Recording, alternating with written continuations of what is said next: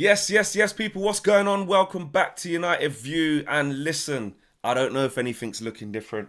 I don't know if anything's feeling different. I don't know if anything's feeling different for you, but it is for me. Yeah, it is for me. Now, maybe some of the settings might need just edging slightly, little tweaking and stuff.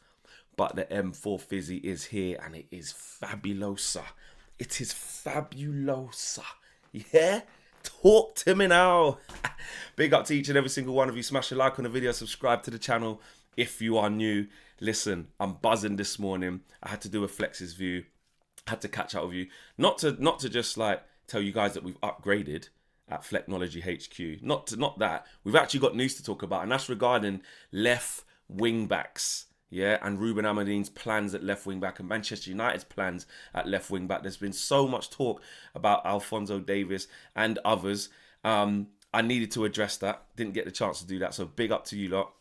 But guys, smash a like for this glorious morning.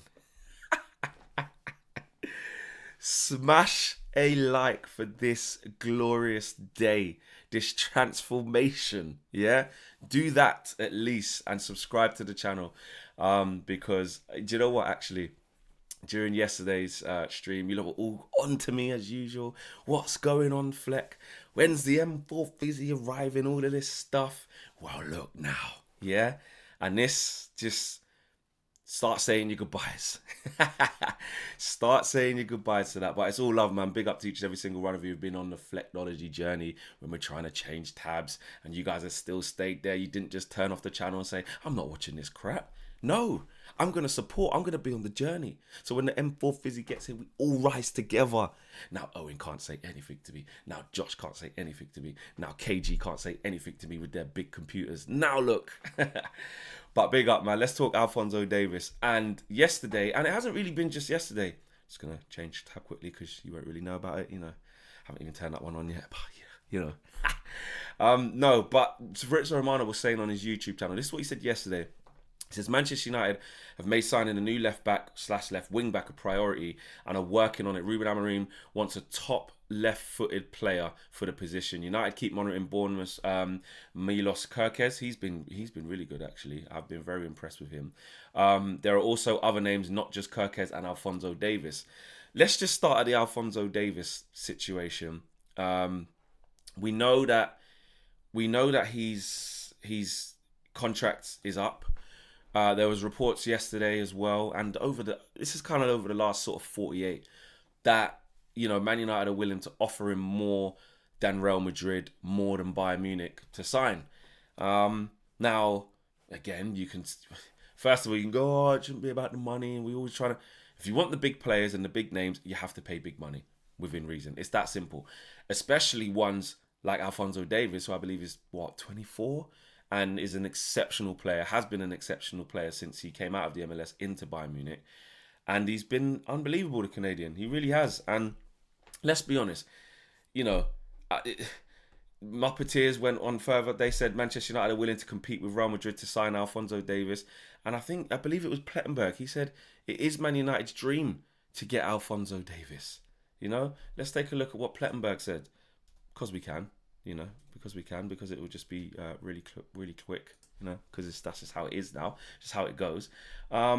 He says Davies is one of Man United's dream transfer targets for summer, as revealed, and he revealed that back in October 25th. He says Man United interest in Alphonso Davies is becoming more concrete. This is what he says on 25th of October, by the way. It's now 21st of November. He says Man United have been gathering extensive information on Davies for several days. The 23-year-old would be desired transfer for the vacant left back position, as recently revealed. In recent months, Man United have already made an informal inquiry with the players' camp. At present, there are no new talks about a contract extension with Bayern. Davies could leave the summer as a free agent. So here's the thing, right? We have to be all over this as a club, in terms of trying to get Alphonso Davies. We need to be right there. And we shouldn't believe that we don't have a chance for a few reasons. One, it's on a free. So in terms of a big transfer fee, right?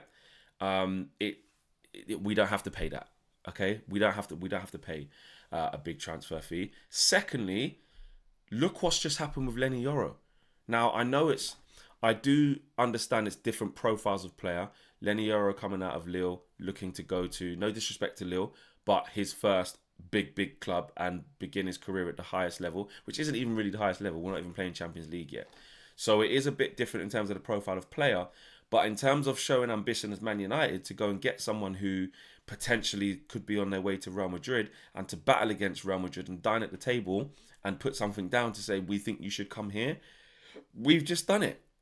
And that was with, we was willing to pay double what Real Madrid was paying. Real Madrid and Real Madrid, of course, if they put the right money or Alphonso Davies has his heart set on there, then he's not gonna change that. He knows what it's like to be at a big club. He knows what it's like to be. Let's be honest, Alphonso Davies is somewhat of a superstar in terms of that position and just as a player, he's a big player. You can't dress that up. It's different to Lenny Yoro. He's way more experienced than Lenny Yoro. So if he does have his heart set on going Real Madrid and Real Madrid only, then he's going to take the pick of the bunch. He's going to have a lot of suitors. He's a world-class player. Or when he's at his top level, he's definitely a world-class player. He's on the cusp of being world-class, if not, pretty much is, right? And we know how good he is, how quick he is, how strong he is. All of the above, right? We know, everyone knows what Alphonso Davies is about and everyone would take him. No point even discussing that. We're more talking about the semantics of could we get this deal done? Or looking at the semantics or the reasons as to why we are at the table for this deal. And the reason we're at the table for the deal is because, one, he's free, and two, according to some of those reports, that we're willing to pay him more money. Now, we do have to be careful with player contracts, of course, but at the best of times, Man United or wages in the Premier League at some of the bigger clubs are always able to pay more than those on the continent, whether it's definitely those in Spain and Italy and Germany. That's just the way of the land. That is what the Premier League entails. That is what the Premier League's all about. That is what's always been happening, especially at Man United. So, and if there's no transfer fee attached to it and you have to give Alphonso Davies, let's be real. What would Alphonso Davies be asking for roughly? Let's be honest about it. No transfer fee, so it's in his destiny. There's a reason why he hasn't signed a new deal at Bayern ages before this. Players are doing this a lot more, especially the big players. He's going to be looking for north of 300, 350. He's going to want to be one of the highest paid players. Wait there, Rashford's on like close to 400, isn't it? Alphonso Davies is going to want to be about the same. Surely.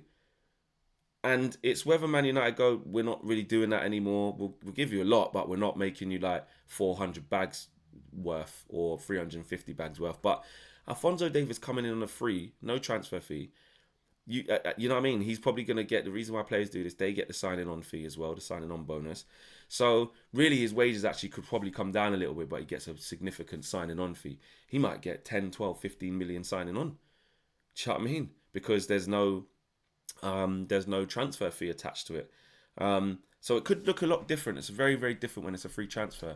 But they're never really free. That's one thing we do have to remember. It is a big investment to still bring him here. Yes, Alphonso Davies in the normal market with 3 years left on his contract, let's be real, he's a £100 million player. Do you not disagree with that? Alphonso Davies at his best level in this market, in this climate, in this generation of football, in this era of football, he's up to for a £100 million fullback. If not that, then easily, the 70s, the 80s, the 90s vibe. You get where I'm going with that. Maybe even more, depending on how successful Bayern would be at that time.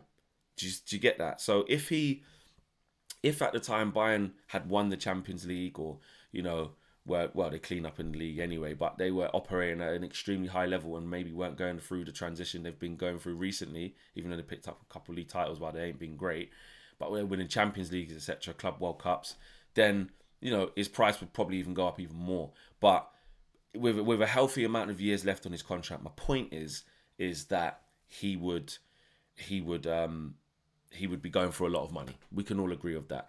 So the fact that he's free, and the fact that he's, Plettenberg said that he's not looking to sign a new deal. There hasn't been anything more on that. The Leroy Sané situation at Bayern was different. He is saying, I'm comfortable here. I want to sign a new deal here, blah, blah, blah, blah, blah. Those noises aren't coming out of this Alphonso Davies situation. So in terms of how that can fit for Ruben Amorim, I mean, we, we don't even need to really spend much time thinking about how good he could be in this system as a left wing back. It's the perfect player. Analysis done. Or analysis, as Matisse would say. It's done. It's over. We don't need to talk about, would he be a good fit in the Premier League? Would he fit this system? Could he work with...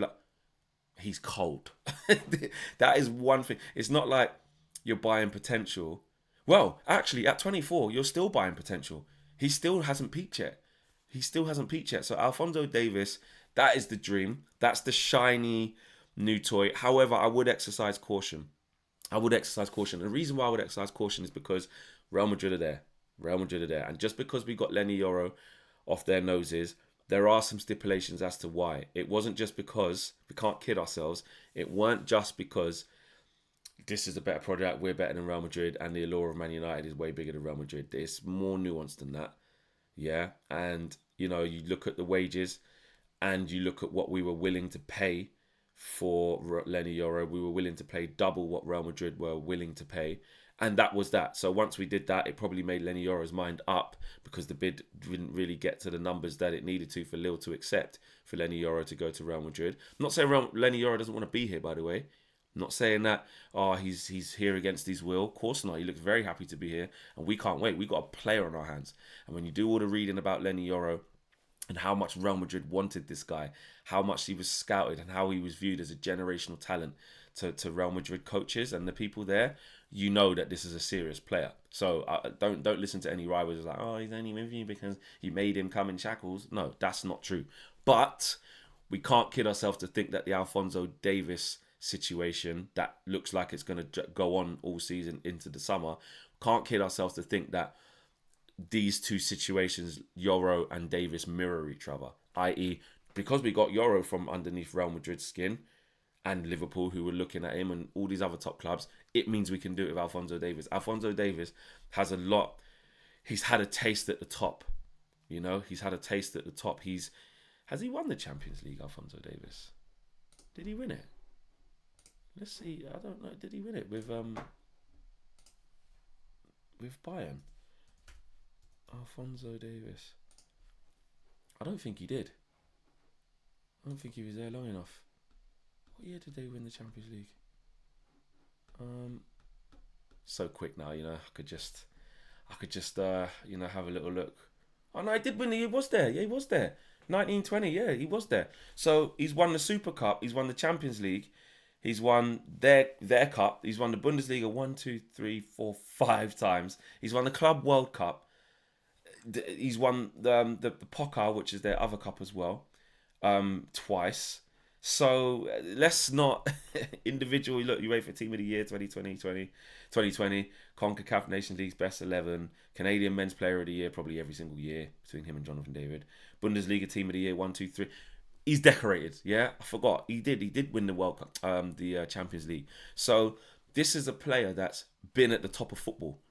He's experienced a lot. He's only 24 years of age. Let me double check that. He is 24 years of age. So what you can't do is basically act like he doesn't know what he wants. Like he's some little man just trying to get some experience. Yeah, 24 years of age. He ain't that. He ain't that. So when it comes to the all-white of Real Madrid, it hits different. That could be his dream, where he's been at Bayern, he's been at a big club, he knows what it's all about to be a superstar. So let's go there. I don't really care about the money, Man United. It's a new project. They're not in the Champions League. Not really too sure when they'll be back in the Champions League, but he knows it's a big club. But Real Madrid ready to go. Do Real Madrid change their manager in the summer? Does Xabi Alonso finally go there? It's looking that way, in my opinion. So with all of that being said, you have to understand that he isn't as probably easy to attain as we think, even though he's on a free, if Real Madrid are there this time. Because Real Madrid now as well, with no transfer fee, can offer high wages. What I would say in terms of other names though, I think we should be because look, that's the dream, but I think now we're past the point where Man United will just put all their eggs in one basket and start doing stupidness and not trying to, invest in other players. The player at Bournemouth, Milos Kerkez, I have liked him. I think he's done really well since coming in. I really like Robinson at at um at Fulham. I think he's excellent. Anytime he's played against us, I've been very impressed. He's powerful. He's quick. He's athletic. He's tall. He's good on the ball. He's got a good cross on him. I do like Robinson. Who else do I like at left wing back? I also like Eight Nuri. Eight Nuri at Wolves is good as well. So, remember when, and look, so you're saying this is like when Sir Alex was the manager and you think we're going to be back. Listen, I'm not saying that. But remember when Sir Alex used to sort of buy, there was a good trend of buying the best of the rest, going to other Premier League clubs and getting their better players. There are a lot of good players out there who are at the wrong end of the table or are at clubs that, no disrespect, we've been in and around these clubs, so we can't act like we're better than these teams right now. But in terms of trying to get them and them being attainable to come to Man United, there's a lot of teams. There's a lot of teams in the Premier League where if you came in for player X or Y, they would come to Man United. Like, no disrespect, I think if we went in for Robinson from Fulham and said, come Man United and play left back for Ruben Amorim, he's there in a shot. The fact, it doesn't matter how good Fulham are right now, and they're a better coach team than us currently because we haven't started under Amorim yet. Marco Silva's done a great job. Yes, he has. They've got some good players. But if we went in for Robinson, we can get him. Now, don't get me wrong. Those days of getting those players for cheap now, where you can just basically rob the smaller clubs' players for pennies, that doesn't happen anymore. Sometimes they do say no. You have to offer a decent amount of money. I don't know what his contract's saying though. Let's see. Let's do a little bit of see how much is on his contract. How much has he got left? Let's have a look. Robinson. Look at the speeds, guys. The speeds are just, and you lot don't even know that I'm on a different tab right now, do you? You ain't even got a clue. There you go. Anthony Robinson. The only thing I'm still getting used to, which I won't lie, is how to click, because my palm keeps going on top of the mouse and it won't click properly. Anyway, he's from Milton Keynes. I didn't know that. Anyway, he has. So he's got contracts instead. So he got it's late, Robert. He got a contract extension last year, so he's got till 2028. So he's effectively got 4 years left, let's say. So you're gonna have to offer something serious if you come from this summer. Is my point. You're gonna have to offer something serious. And let's be honest, he's one of their better players. They're gonna try upwards of 50, 60 for him. I just think that they would. But my point is that there's people in the Premier League that you can absolutely go and get that are attainable. And not just the Premier League. There's people on the continent as well. You know what I mean? So we do need to normalise signings of 30 to 40 million pounds or 50 and below, let's say. We need to normalise transfers like that. Like what we did for Euro. 50 million for a player like that is top. 35 million-ish, I think, for De Ligt is excellent. Okay, Ugarts was a bit more. I think he was about 50 to 60, wasn't he? But we waited and got 8 million off the price with Ugarte. Remember, PSG were asking for all types of 70 million this and all that, 60 million. I think we ended up getting him for 60 million euros or something like that, which was ended up being like 50 million pounds, something like that. So, or was it the other way around? 50 million pounds, which ended up being 60 million euro. Yeah. Whatever it was, we got 8 million less because we didn't want to, again, give PSG what they want, and we waited, which was good business. Mazraoui, only 12 million plus the add-ons. Xerxes, even though he's struggling at the moment, it was relatively low cost, 34 million. So we can't act like we haven't changed our transfer strategy and policy in terms of how much we're willing to pay for players. But what I would say is that absolutely go for Alphonso Davies. That's the dream. That's who we want to get. No problem. Go get him. Or be at the table. Work on it now. But chances of getting him, I think this one might be a bit too difficult, guys. Only because of who he is and what he's achieved in the game. Does he want to... It all depends on him. Obviously, it all depends on him because it's a free transfer. But does he want to go to instant glory straight away? That's the key. He's won pretty much year in, year out at Bayern. He's won the Champions League, the Club World Cup. He's been the best team in the league ever since he's been there. Does he then want to go... Well, actually, Real Madrid's a challenge because at the moment, they're not doing great. probably won't win La Liga this season. Barca are killing it. So they're going to be in a transformation where in that first year, they really need to be the ones to do it as well. So there's pressure that way round where Real Madrid aren't at it. But still, in terms of between Man United and Real Madrid, it's chalk and cheese. They will be in the Champions League. They will have the expectation of winning the league straight away and the Champions League if they don't do it this year. Like they do every year, that is their expectation at the club. It's not, come to this new product at Man United, might not get back in the Champions League this well, you might not join us in the Champions League depending on what happens this year. So we've got another year in Europa, maybe even less. Maybe we're in the Conference League. Who knows? We got a new head coach. Come in there. It's a new set of players that we're building, a new young manager, and we want you to be at the helm of it. You've got the chance to be part of Man United going back to the top. How does he view it? How does he view it? But what we can't do, which is what I'm confident we won't do, is spend now to the summer not knowing or not thinking about other options. I think that Dan Ashworth, Omar Barada and co, Jason Wilcox, Vavell, all of the guys who we've got in there now, that's what we can pride ourselves on now. We've got competent people who know what they're doing. So yes, Alphonso Davies is the dream, but I don't see it as a be all and end all. Like we'll get from now all the way through to near the end of the summer window and still not have this left wing back that Ruben Amorim supposedly has his heart set on. And that's also an interesting piece of news in itself, really. The fact that Ruben Amorim wants a top left back, which is what Fabrizio is saying. Why is it just doesn't click though? That is so annoying. I still haven't worked out how to hold this mouse. It's the only thing. And today, Carlos Fernandez, who came in as a 29-year-old with Ruben Amorim, he's now 30. Big man, big man. And Fabrizio Romano earlier this morning, again, it's him saying the same thing. He said, Man United want to sign new left-back as Amorim's system in 2025. For Amorim's system in 2025. It's already planned. So we're definitely getting this fullback. The club is already assessing options with more than 3 candidates in the list. It only remains to be seen whether it's going to happen in January or the summer window, in brackets, most likely. So he's saying, Man United are 100% getting a new left wing back. 100%. That's what they're going to get. It's just whether it's going to be in January or the summer. I think it'll be the summer. Let's think of how attainable players are in January. Not very. Especially Alphonso Davies. If you want that one, that's got to be in the summer. January, look, you can test Fulham's resolve. You can test Wolves' resolves. You can test Bournemouth resolves for their respective left backs / left wing backs. I get that. But essentially, the summer's going to probably be when that happens.